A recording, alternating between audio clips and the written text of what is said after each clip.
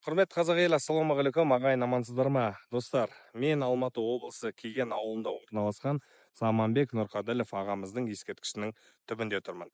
Менің артымда Заманбек Нұрқаділов атындағы өнер мектебі. Достар, негізі бұл ескерткіш Қазақстан Республикасының президенті Қасым-Жомарт Кемелұлы Тоқаев мырзаның қолдауымен салынған болатын. Шынымен де Заманбек ағамыз өз заманында ойып тұрып орын алған саясаткерлердің бірі болды. Қазаққа жасаған жақсылығы өте көп екенін оны да білеміз.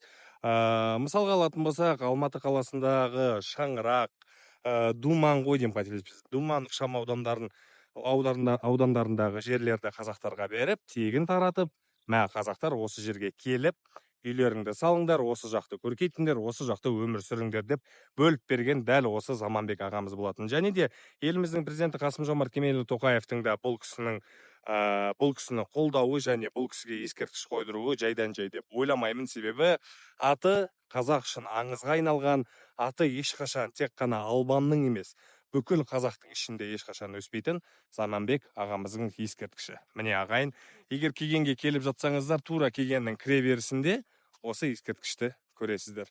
Ағайын, аман болайық.